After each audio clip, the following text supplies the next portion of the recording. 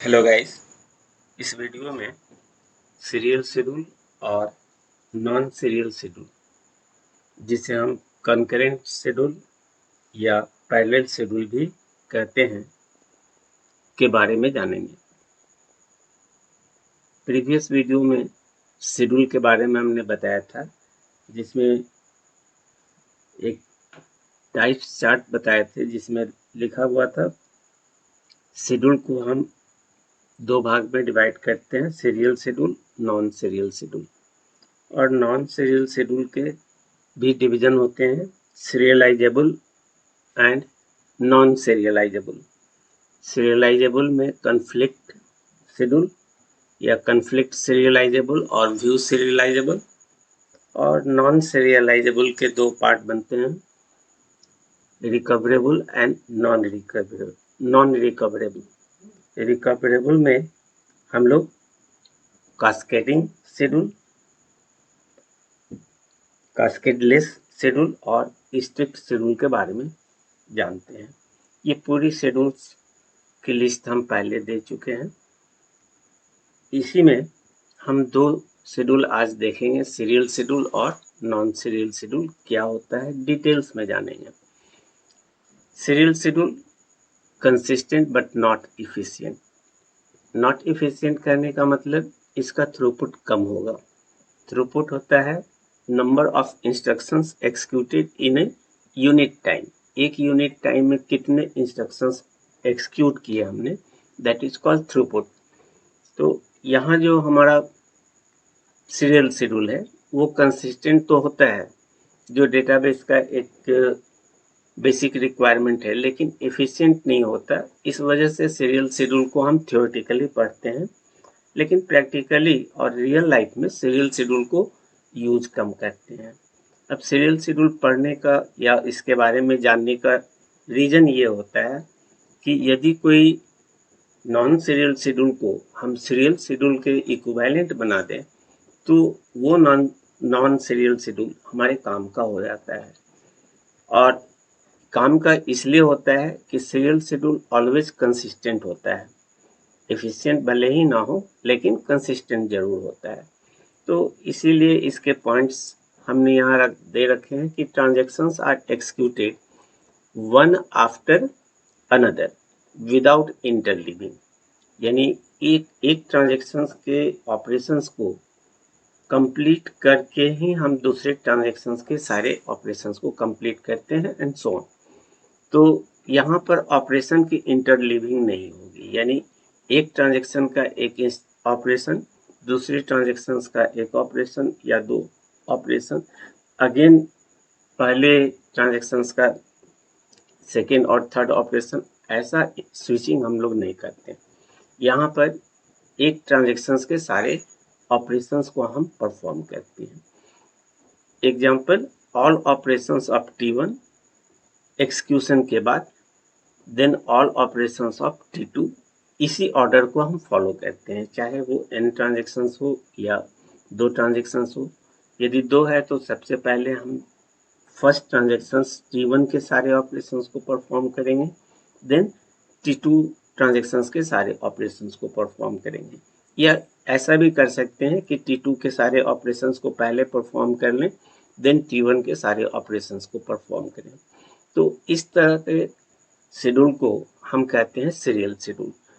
Serial schedule guarantees consistency but not efficient in terms of concurrency. हमारा जो concurrent schedule होता है, या इस कंकरेंट शेड्यूल्स में हमारी एफिशिएंसी तो बढ़ जाती है, लेकिन कंकरेंट शेड्यूल मेरा कंसिस्टेंट हो भी सकता है, नहीं भी हो सकता है। तो ये एक प्रॉब्लम हमारे कंकरेंट में होता है।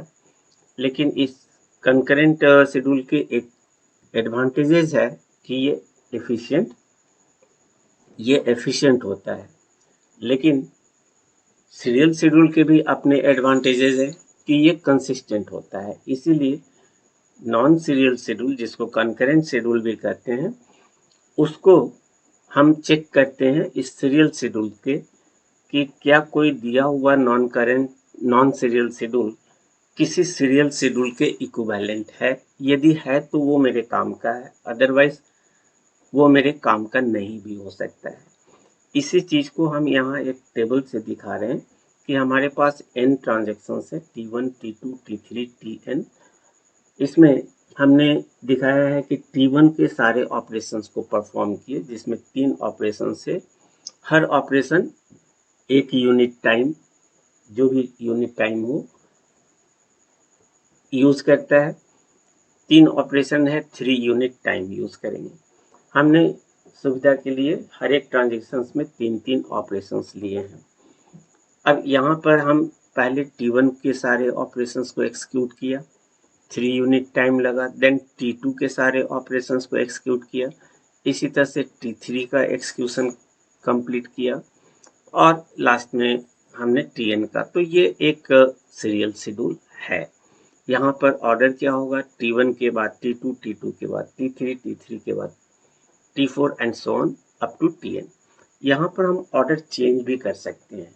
जैसे पहले हम T2 के सारे ऑपरेशंस को परफॉर्म कर लें, देन T1 का ऑपरेशन परफॉर्म करें, देन Tn का हम ऑपरेशंस परफॉर्म करें, तो बहुत सारे सीरियल शेड्यूल बन सकते हैं। टोटल कितने सीरियल शेड्यूल बन सकते हैं, इसका भी फॉर्मूला है। यहाँ पे हमने ट्रांजेक्शन लिया है n ट्रांजेक्शन, तो कितने सीरियल शेड्यूल होंगे। यहाँ पर n ट्रांजेक्शन्स के लिए सीरियल शेड्यूल की संख्या हो जाएगी फैक्टोरियल n, और इस फैक्टोरियल n की वैल्यू कैलकुलेट कर सकते हैं। यदि मेरे पास 2 ट्रांजेक्शन्स हो तो वैसे केस में इसकी जो सीरियल शेड्यूल्स होगी वो फैक्टोरियल 2 होगी, और फैक्टोरियल 2 का वैल्यू होता है 2। तो अब ये कैसे है, मान लीजिए कि मेरे पास T1 है और T2 है। तो यदि हमारे पास 2 ट्रांजेक्शन्स दिए गए हैं T1 और T2, तो अभी हमने बताया कि 2 ट्रांजेक्शन्स हैं, तो इसमें टोटल सीरियल नंबर होगा फैक्टोरियल 2 यानी 2, और वो 2 सीरियल शेड्यूल क्या होगा, एक पहले हम T1 को एक्सिक्यूट कर ले सारे ऑपरेशंस को, देन T2 को एक्सिक्यूट करें, या दूसरा हो सकता है कि पहले हम T2 को एक्सिक्यूट कर ले, देन T1 को एक्सिक्यूट कर ले। तो इसी तरह से यदि 3 दिए हुए हैं तो बहुत सारे, यानी फैक्टोरियल 3 का वैल्यू हो जाएगा आपका 6। तो 6 डिफरेंट सीरियल शेड्यूल बना सकते हैं T1, यदि 3 ट्रांजेक्शन्स दिए गए हों। तो यदि हमारे पास 3 ट्रांजेक्शन्स दिए गए हैं तो फैक्टोरियल 3 का वैल्यू होगा 6, और वो 6 डिफरेंट सीरियल शेड्यूल क्या होगा, पहले हम T1 को के सारे ऑपरेशंस को एक्सिक्यूट करें, देन T2 और इसके बाद T3। या हम ऐसा भी कर सकते हैं कि T1 को पहले एक्सिक्यूट कर लें सारे ऑपरेशंस, देन T3 के सारे ऑपरेशन और उसके बाद T2 को। या हम ऐसा भी कर सकते हैं T2 का सारा ऑपरेशन पहले एक्सिक्यूट करें, देन T1 का और उसके बाद T3 का। इसमें एक और हो सकता है, T2 को पहले एक्सिक्यूट करें, T3 को उसके बाद, और लास्ट में T1 को। इसी तरह से T3 को भी पहले एक्सिक्यूट कर सकते हैं, T1 को एक्सिक्यूट करें, उसके बाद T2 को करें। तो ये 6 हमारे पास डिफरेंट सीरियल शेड्यूल्स बनेंगे यदि 3 हो तो। और यदि 4 ट्रांजेक्शन्स दिए गए हैं तो 4 ट्रांजेक्शन्स के सीरियल शेड्यूल बनेंगे 4 × 3, आप इसका फैक्टोरियल निकाल लीजिए, इंटू 2 और लास्ट में 1। इसका मल्टीप्लिकेशन करें हम तो हमारे पास होगा 24 डिफरेंट सीरियल शेड्यूल्स। इसी तरह से यदि n डिफरेंट ट्रांजेक्शन्स हों तो फैक्टोरियल n सीरियल शेड्यूल्स बनेंगे, और वो काफ़ी अधिक हो जाएंगे। तो हम सारे को नहीं दिखाकर हम सिर्फ यहाँ पे 2 का, 3 का और 4 का हमने कैलकुलेट कर दिया। इस तरह से 5 का आप कैलकुलेट कर सकते हैं और n नंबर का कैलकुलेट कर सकते हैं। तो अभी हमने देखा कि यदि ट्रांजैक्शन की संख्या मालूम हो तो कितने सीरियल शेड्यूल बन सकते हैं।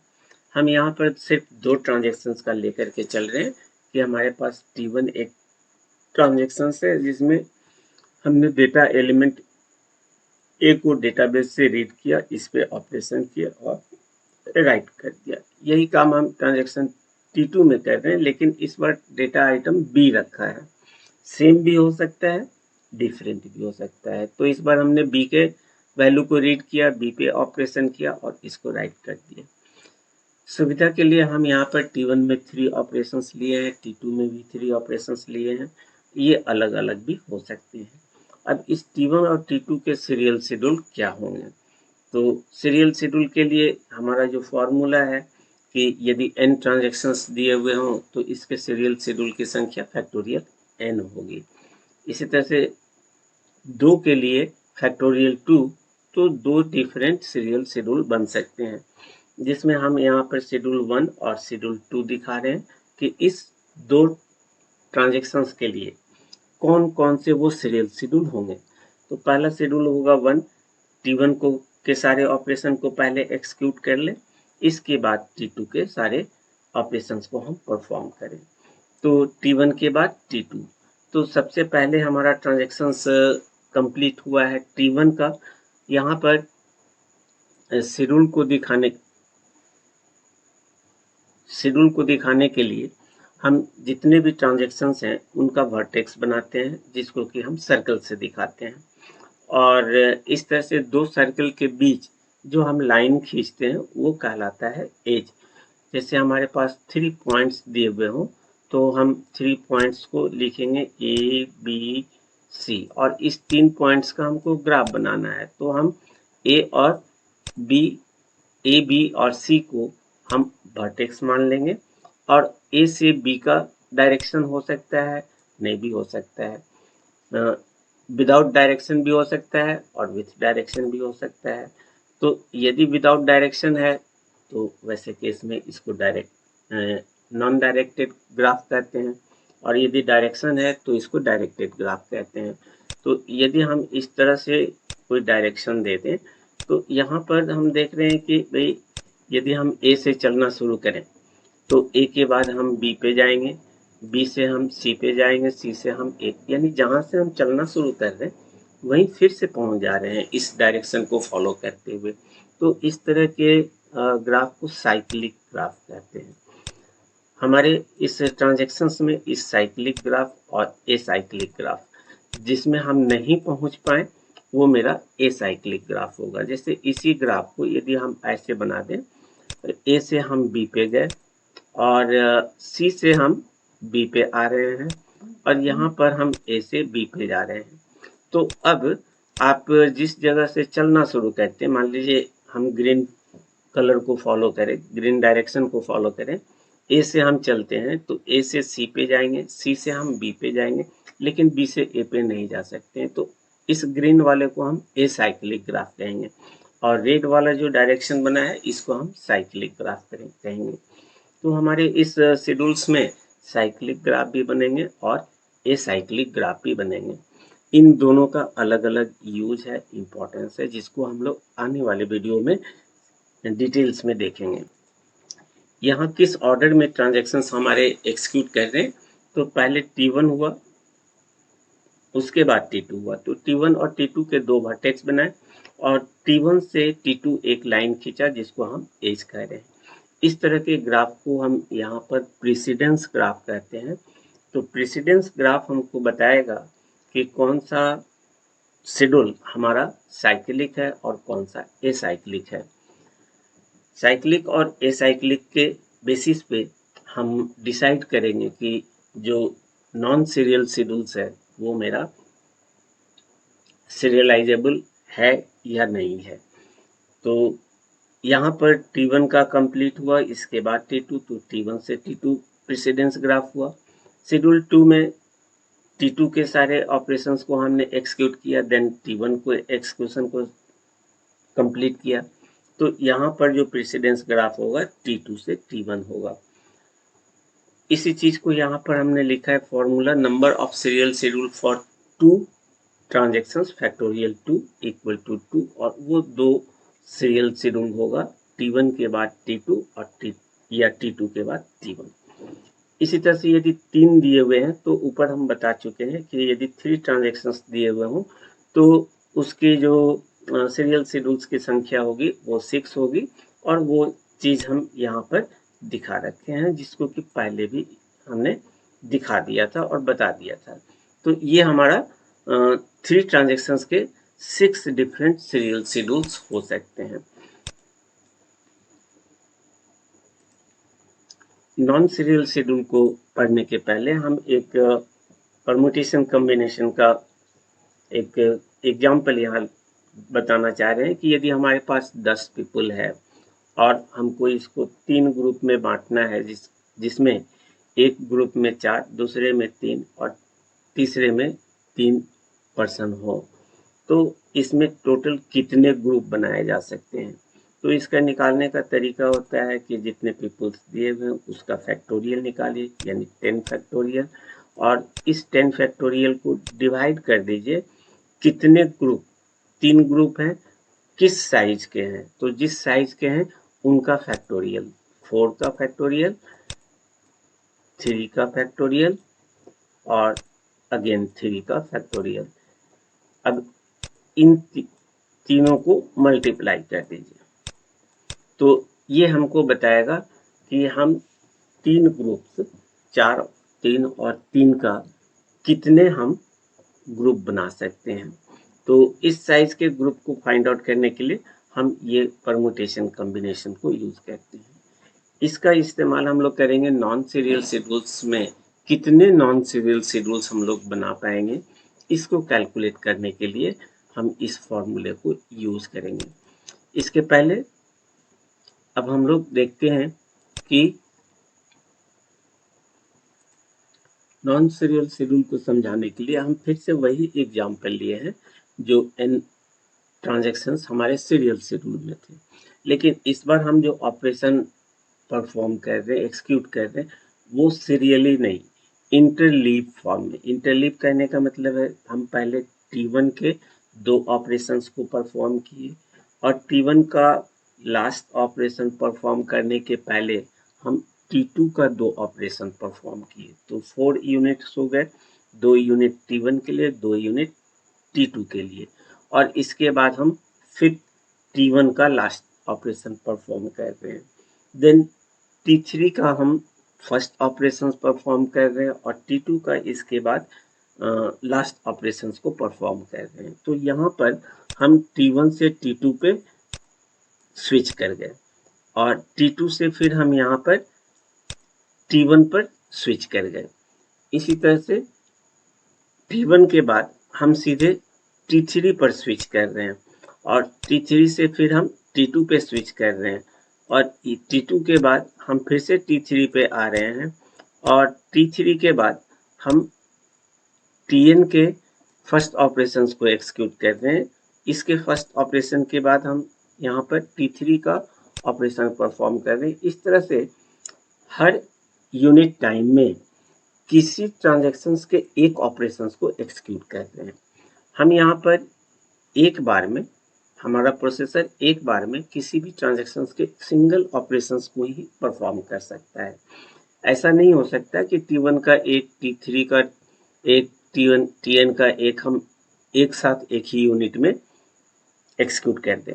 यहाँ जो भी होगा एक एक ऑपरेशन का एक्सिक्यूशन होगा। तो हमने 2 ऑपरेशन T1 का लिया, इसके बाद स्विच कर गए T2 पर, T2 के 2 ऑपरेशंस को परफॉर्म किया, देन स्विच कर गए हम T1 के लास्ट ऑपरेशन को परफॉर्म करने और यहाँ के बाद हम T3 पे स्विच कर गए, देन अगेन T2 पर स्विच कर रहे हैं। तो इस तरह के स्विचिंग को हम इंटरलीव कहते हैं और इस तरह से यदि इंटरलीव फॉर्म में हम सारे ट्रांजैक्शंस को परफॉर्म करें, जिसमें हर ट्रांजैक्शंस के एक ऑपरेशन को एक यूनिट में परफॉर्म करते हैं, तो इसको कहते हैं नॉन सीरियल या कंकरेंट शेड्यूल। इसी शेड्यूल को चूंकि यहाँ पे स्विचिंग हो रही है, इंटरलीव हो रहा है एक ट्रांजैक्शन से दूसरे ट्रांजैक्शंस में, यहाँ थ्योरेटिकली हमें लगता है कि T1 के बाद T2 हो रहा है, लेकिन ये इतना फास्ट हमारे प्रोसेसर एक्सिक्यूट करता है कि हमें पता ही नहीं चलता है कि T1 से हम T2 पर स्विच किए और ऐसा फील होता है कि T1, T2, T3, Tn सब एक साथ पैरेलली मेरे काम कर रहे हैं। जैसा कि एक एग्जांपल हम रेलवे रिजर्वेशन सिस्टम का भी ले सकते हैं। रेलवे रिजर्वेशन सिस्टम में at a time multiple user अपने बुकिंग को परफॉर्म करते हैं और सारे के एक्सक्यूशंस होते हैं। तो जहाँ पे सर्वर है वहाँ पे 1 बाय 1 ही ट्रांजेक्शन्स हो रहे हैं, लेकिन वो इतने फास्ट होते हैं कि सारे यूजर्स को लगता है मेरा ही काम साथ में हो रहा है, या सारे लोगों को लगता है कि सभी का काम एक साथ हो रहा है। ये ऐसा फील होता है, इसलिए इसको हम कहते हैं पैरेलल शेड्यूल भी। लेकिन इसको हम इस ट्रांजेक्शन्स के फॉर्म में ज़्यादातर कंकरेंट शेड्यूल ही कहेंगे। नॉन सीरियल भी कर सकते हैं, पैरेलल भी कर सकते हैं, लेकिन यहाँ पे जो एक्चुअल टेक्निकल टर्म यूज़ किया गया है वो कंकरेंट, और इसी कंकरेंट को फिर हम कैसे रिकवर करेंगे, कैसे कंट्रोल करेंगे, ये सारी चीज़ें आगे की वीडियो में हम लोग देखेंगे। तो यहाँ जो हमारे पास ट्रांजेक्शन्स टीएन दिए हुए हैं, इस टीएन में हमारे पास कई डिफरेंट शेड्यूल्स बन सकते हैं। यदि हमारा सीरियल शेड्यूल होता तो इसमें total n serial factorial n serial हमारा सीरियल शेड्यूल बनता है। लेकिन यहाँ पर हम देख रहे हैं कि जो हमारा काम हो रहा है वो इंटरलीव फॉर्म में हो रहा है, तो यहाँ पर जो नॉन सीरियल शेड्यूल बनेंगे उनकी संख्या अधिक होगी। अब इसी चीज को यहाँ पे हम 2 पॉइंट पे लिख रहे हैं। फर्स्ट पॉइंट है operations of multiple transactions are interleave, इसी स्विचिंग को इंटरलीव कह रहे हैं।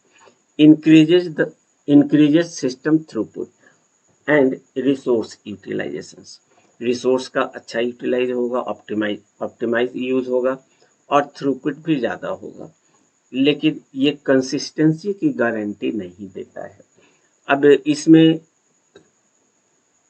और सीरियल शेड्यूल में डिफरेंस ये होता है कि सीरियल शेड्यूल में यदि T1 का हम एक्सिक्यूट करते हैं और सारे ट्रांजैक्शंस एक साथ आ गए, T1 को एक्सिक्यूट कर रहे हैं, तो n-1 ट्रांजैक्शंस को वेट करना पड़ेगा, और यदि हम T1 के बाद T2 को एक्सिक्यूट कर रहे हैं तो n-2 ट्रांजैक्शंस को वेट करना पड़ेगा, जिससे कि हमारा परफॉर्मेंस रिड्यूस होता है और एफिशिएंसी घटती है। प्लस थ्रू एफिशिएंसी घटी, इसका मतलब थ्रूपुट भी मेरा घट गया और रिसोर्स का सही यूटिलाइजेशन नहीं होता है। आगे देखेंगे कि रिसोर्स का यूटिलाइजेशन सीरियल में और नॉन सीरियल में कैसे इफेक्ट डालता है। तो यहाँ पर हमारे पास n ट्रांजेक्शन्स थे और इनको हमने इंटरलीव फॉर्म में दिखाया। अब हमको पता करना है कि यदि हम नॉन सीरियल शेड्यूल बनाते हैं तो n ट्रांजेक्शन्स के लिए कितने नॉन सीरियल शेड्यूल्स होंगे। यहाँ हम इस काम को करने के लिए हम यहाँ एक अपनी तरफ से एक एजम्पशन ले लिया है कि हर ट्रांजेक्शन में 3 ही ऑपरेशंस हैं। वैसे रियल लाइफ में हर ट्रांजेक्शन्स के सेम नंबर ऑफ ऑपरेशंस नहीं होंगे, डिफरेंट होंगे। हम सिर्फ कैलकुलेशन को आसान और सिंपल बनाने के लिए हर ट्रांजेक्शन्स में ऑपरेशंस की संख्या को 3 रखा है। तो T1 में 3, T2 में 3, T3 में 3 अप टू Tn तक 3 ऑपरेशंस हैं। अब यदि इसके टोटल ऑपरेशंस को हम निकालें तो T1 का 3, T2 का 3, इस तरह से हम ऐड करते चले जाएं तो टोटल हमारे पास हो जाएंगे plus dot dot dot up to n times, और इन सभी का सम कर दें तो ये मेरा टोटल ऑपरेशंस हो जाएगा n ट्रांजैक्शंस के लिए। रियल लाइफ में ये वैल्यू अलग अलग हो सकते हैं। तो इस T1 से Tn तक के टोटल ऑपरेशंस हमारे हो गए ये। अब इतने ऑपरेशंस को अरेंज करने के लिए हम पहले फर्स्ट का 1 लें और बाकी जो n-1 ऑपरेशंस हैं उनको हम अरेंज करें, देन दूसरे का हम 1 लें और फिर n-2 का हम ऑपरेट करें। तो इससे टोटल कितने हम डिफरेंट शेड्यूल बना सकते हैं या अरेंजमेंट कर सकते हैं। तो इसका वैल्यू होता है 3 + 3, सारे ऑपरेशंस को हमने सम कर दिया और इसका हम फैक्टोरियल ले लेंगे। तो इसका फैक्टोरियल से हमको टोटल इसके अरेंजमेंट की संख्या मिल जाएगी, यानी टोटल हम कितने अरेंज कर सकते हैं। तो भाई 3 + 3 जितने हर ट्रांजेक्शन्स के ऑपरेशंस हैं उनका सम और उसका सम का फैक्टोरियल निकाल दें तो टोटल हमारे पास शेड्यूल निकल जाएंगे। लेकिन इस टोटल सीरियल शेड्यूल्स में हमारे कुछ इस टोटल नॉन सीरियल शेड्यूल में हमारे सीरियल शेड्यूल भी इंक्लूडेड है, या ऐसा हम कह सकते हैं कि ये टोटल नंबर ऑफ शेड्यूल्स है। अब इस टोटल नंबर ऑफ शेड्यूल में से यदि हम सीरियल शेड्यूल की संख्या को घटा दें तो हमें नॉन सीरियल शेड्यूल की संख्या मिल जाएगी।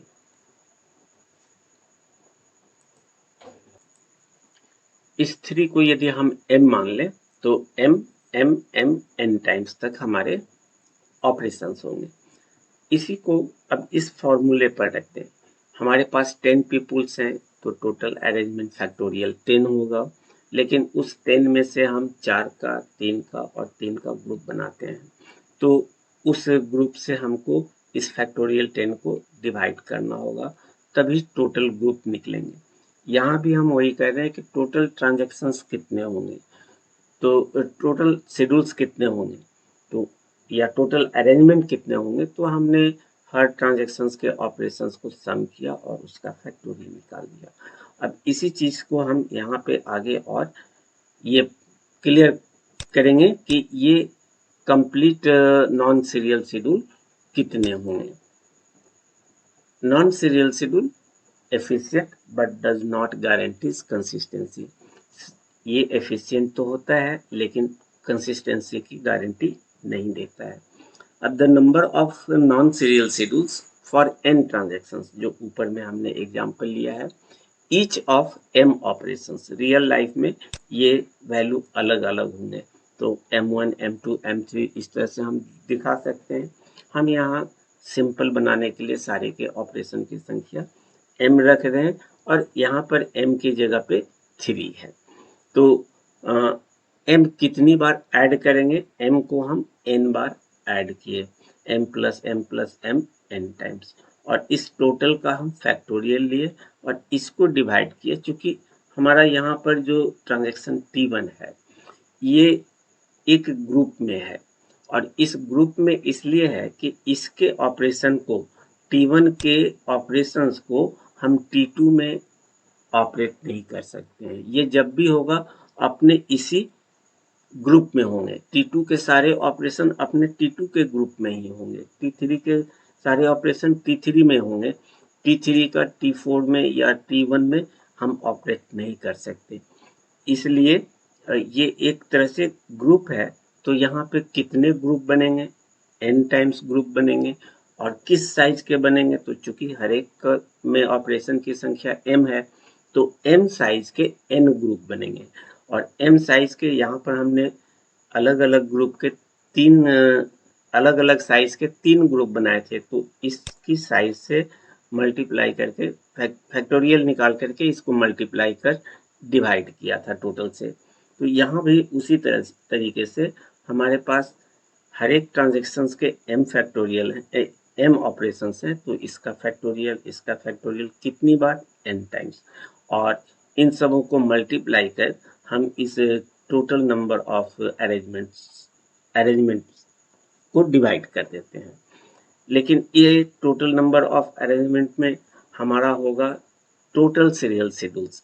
अब इस टोटल शेड्यूल्स में हम इस सीरियल शेड्यूल्स को घटा दें तो हमको नॉन सीरियल शेड्यूल्स की संख्या मिल जाएगी।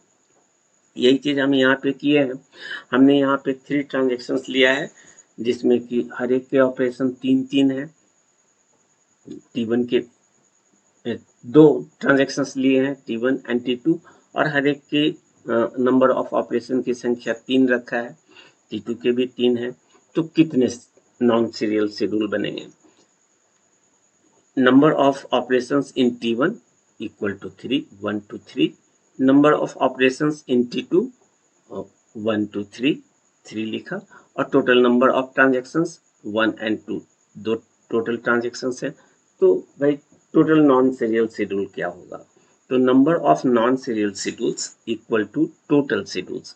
टोटल शेड्यूल्स कैसे निकालेंगे, तो अभी आपको बताया कि हर एक ट्रांजेक्शन्स के ऑपरेशंस का हम सम करेंगे और उसका फैक्टोरियल लेंगे जो ऊपर बताया था। और इस हर एक ट्रांजेक्शन्स के ऑपरेशंस का फैक्टोरियल लेकर उसको मल्टीप्लाई करेंगे हर एक ट्रांजेक्शन्स के ऑपरेशन से। तो इसमें 3 है, इसमें 3 है, इसका भी फैक्टोरियल 3, इसका भी फैक्टोरियल 3 और इसको मल्टीप्लाई किए। इस वैल्यू को हम टोटल ये जो अरेंजमेंट था उसमें डिवाइड कर देंगे, तो ये हमारा टोटल शेड्यूल्स बता देगा। अब इस टोटल शेड्यूल्स में जैसा कि ऊपर एक एग्जांपल भी मैथ का हमने दिया था परमुटेशन कम्बिनेशन का। अब इसमें से नंबर ऑफ सीरियल शेड्यूल्स को घटाना है, तो number of serial schedule 2 transactions के लिए कितने होंगे, तो फैक्टोरियल 2 होगा। इस फैक्टोरियल 2 को घटा दिया। अब इसको यदि हम सिंप्लीफाई करें तो 3 + 3 ये हो जाएगा मेरा 6 और 6 का फैक्टोरियल, और इस 3 का फैक्टोरियल 6, इस 3 का भी 6, तो 6 × 6 यानी इस 3 + 3 का हो गया 6, इसका फैक्टोरियल, और 6 × 6 ये आया है इस फैक्टोरियल का प्रोडक्ट, तो 6 फैक्टोरियल डिवाइडेड बाय 36, और 6 फैक्टोरियल का वैल्यू होता है 720, जिसको हम 36 से डिवाइड कर रहे हैं। तो 720 में 36 से डिवाइड किया तो हमें मिल गया 20, और इसमें सीरियल शेड्यूल 2 है उसको घटा दिए, तो हमारे पास टोटल नॉन सीरियल शेड्यूल्स हमारे पास 18 बनेंगे। अब इसमें से हम सिर्फ 3 शेड्यूल को दिखाए हैं, शेड्यूल 1, शेड्यूल 2, शेड्यूल 3। इस तरह से 18 डिफरेंट हम शेड्यूल्स बना सकते हैं, मगर ये सारे के सारे 18 शेड्यूल्स क्या सीरियल शेड्यूल के इक्विवेलेंट होंगे, तो इसमें से कुछ सीरियल शेड्यूल्स हमारे नॉन सीरियल शेड्यूल्स हमारे सीरियल शेड्यूल के इक्विवेलेंट हो सकते हैं और कुछ नहीं भी हो सकते हैं। तो इसमें से कौन सा non serial schedule serial schedule के इक्विवेलेंट है, इसी को फाइंड करने के प्रोसेस को हम सीरियलाइजेबल कहते हैं, जिसको कि हम आगे देखेंगे। और इस सीरियलाइजेबल पर 2 डिफरेंट डिविजन्स होते हैं, कॉन्फ्लिक्ट सीरियलाइजेबल और व्यू सीरियलाइजेबल। और यदि ये शेड्यूल सीरियलाइजेबल नहीं है तो नॉन सीरियलाइजेबल होगा, और नॉन सीरियलाइजेबल में रिकवरेबल और नॉन रिकवरेबल पढ़ेंगे। रिकवरेबल के भी 3 कैटेगरी पढ़े हैं, कास्केडिंग और कास्केडलेस शेड्यूल और स्ट्रिक्ट शेड्यूल। तो ये सब हम 1 बाय 1 देखेंगे, और यहाँ से नॉन सीरियल शेड्यूल्स पर UGC NET, GATE, university exam, competitive exam पर में मैक्सिमम क्वेश्चंस पूछे जाते हैं, और इस टॉपिक पर से क्वेश्चंस रहते ही रहते हैं generally GATE, NET, university exam में। बहुत कम ऐसा चांस होता है जिसमें इसमें इस पर कोई क्वेश्चन ना हो, लेकिन मैक्सिमम टाइम ये पूछा जाता है। तो ये टॉपिक्स इसीलिए इम्पोर्टेंट हो जाता है यहाँ से।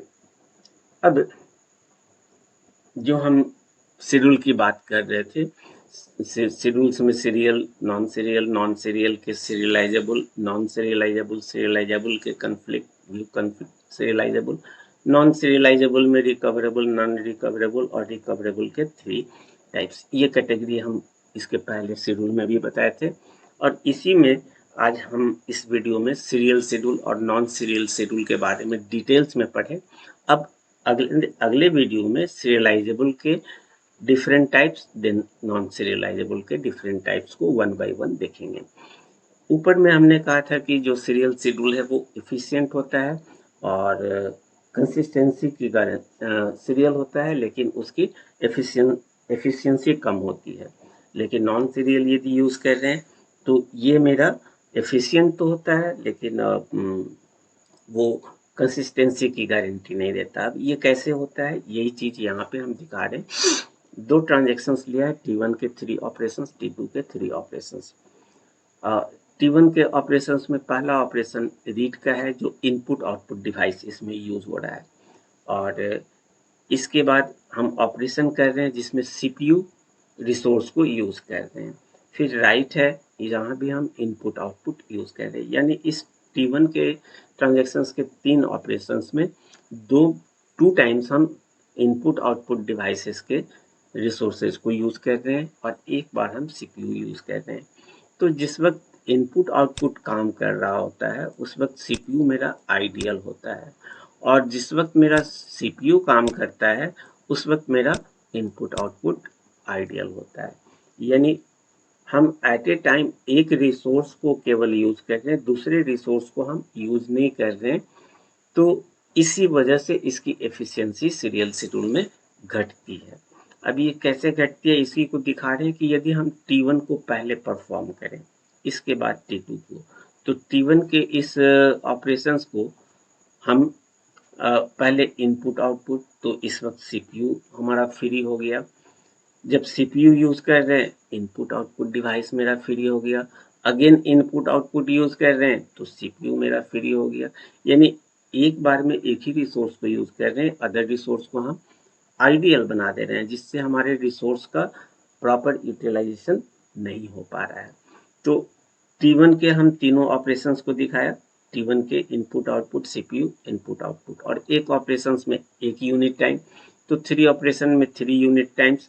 यानी यहाँ पर हम देखें तो मेरे पास 3 यूनिट टाइम लग रहे हैं T1 को परफॉर्म करने में, और इसी तरह से T2 में भी फर्स्ट इनपुट है, देन सीपीयू है, और उसके बाद इनपुट है, तो टोटल 6 यूनिट टाइम्स लग रहे हैं। ये कंसिस्टेंट है, एफिशिएंट नहीं है। क्यों एफिशिएंट नहीं है? तो अभी यदि इसी को कंकरेंट पैरेलल हम यूज करें तो इस तरह से अरेंज कर सकते हैं कि T1 का इनपुट आउटपुट हम यूज किया, इसके बाद T1 का हम सीपीयू वाले ऑपरेशंस को परफॉर्म किए, इस वक्त मेरा इनपुट आउटपुट फ्री है, तो हम T2 के इनपुट आउटपुट को ऑपरेशन यूज कर दिए। एक साथ दोनों रिसोर्स मेरा यूटिलाइज हो रहा है, और इसका इफेक्ट इस पे नहीं आ रहा है, इसका इफेक्ट इस पे नहीं जाएगा। थर्ड यूनिट टाइम में हम T1 का ऑपरेशन एक्सिक्यूट कर रहे हैं, और उस वक्त हमारा सीपीयू फ्री है, तो हम T2 के सीपीयू वाले ऑपरेशन को एक्सिक्यूट कर दिया, और लास्ट में चूंकि T1 फिनिश हो गया तो T2 का लास्ट ऑपरेशन हम इसको एक्सिक्यूट कर दिए। इस तरह से यदि T1 T2 एक साथ आ जाएं तो इनको इस फैशन में या इस तरह से पैरेलली हम एक्सिक्यूट कराएं, जिसको नॉन सीरियल कॉन्करेंट शेड्यूल या पैरेलल शेड्यूल कहते हैं। तो इस केस में दोनों ट्रांजैक्शंस हमारा 4 यूनिट टाइम में कंप्लीट हो जाता है, जबकि इसके ऊपर आप देखे होंगे कि सीरियल शेड्यूल में 6 यूनिट टाइम पर हमारा दोनों ऑपरेशंस परफॉर्म हो रहा है, और रिजल्ट वही है जो रिजल्ट मेरा कंकरेंट का है। तो इसमें 6 यूनिट टाइम लगा और इसमें 4। इसी वजह से इसको हम कहते हैं कि कंकरेंट ट्रांजैक्शन हमारा इफिशियंट होता है। मगर इसकी एक डिसएडवांटेजेस है कि ये जो शेड्यूल बनाया है ये शेड्यूल क्या सीरियल है? यदि सीरियल है तब तो मेरे काम का है और वो कंसिस्टेंट होगा, लेकिन यदि सीरियल नहीं हुआ तो वो मेरे काम का हो भी सकता है, नहीं भी हो सकता है। यही प्रॉब्लम है इस कंकरेंट का, और इसको डिसाइड करेंगे हम अलग टाइप के कैटेगरी में, जिसको कि सीरियलाइजेबल और नॉन सीरियलाइजेबल, रिकवरेबल, कन्फ्लिक्ट, ये सब हम लोग पढ़ते हैं। Thanks for watching the video.